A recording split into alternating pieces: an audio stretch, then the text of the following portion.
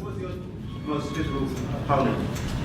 It's tough. I get that question all the time, but it's tough because like they all were tough in their own right, you know.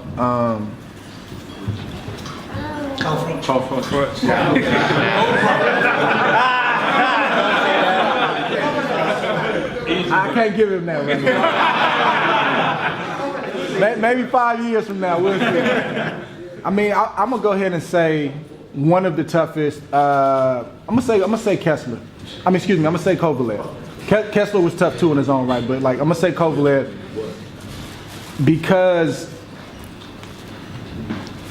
it wasn't that he hit like so hard. It was just that it's kind of like the Manny Pacquiao thing. Like his stuff just got there like real short, and it was strong. Like it wasn't like, oh my God, I can't take it. It was just like boom, boom, boom, boom, boom, and it was like real short distance. And so like the first fight, unfortunately, it took me getting knocked down before I kind of woke up. I was thinking early too much, and he was punching, and he was just like, and I'm picking him off and catching something. Like, man, this dude, and then boom, I got hit, and it was like, you see me get up and kind of smile, and I was just like, all right, bro, you got me. But then my mindset was, I got to get that back, and all the nerves went, and all the overthinking went, and so he was tough from that standpoint, and he's also very long too. So like he'd be pulling back this way, and then boom, he'd be able to land a right hand. He can land punches at an awkward angle, and if you're not careful, man, he could hurt you. But it was also strange because he wasn't physically strong. He's probably one of the weakest guys that I've ever fought physically.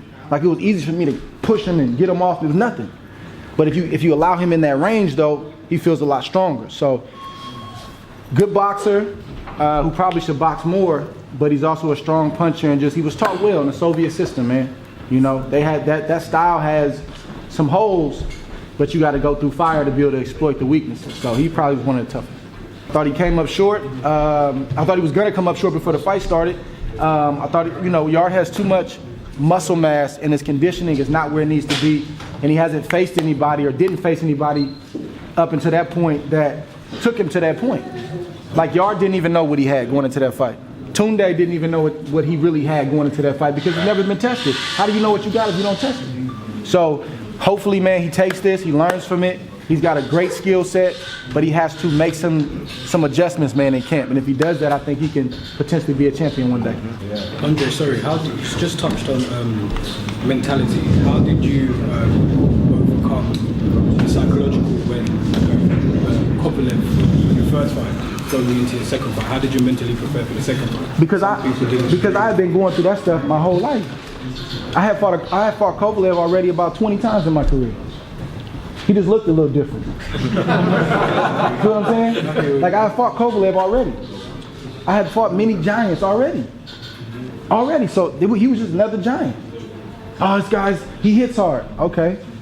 What else can he do? Gotta hit you first. Well, man, I see right here when stuff don't go his way, he start folding a little bit. He start turning. I'm gonna make a note there. Oh man, he got bad habits for real. He drink a lot. Man, that's unfortunate, but he gonna pay for that. He don't listen to his coach. Mental note. I'd already fought him before, so I didn't want to be on the canvas. But because I was ready for that moment, and I'd already been there and done that throughout the course of my whole career, I got up and I didn't panic, man. I smiled. I was like, I gotta get that back.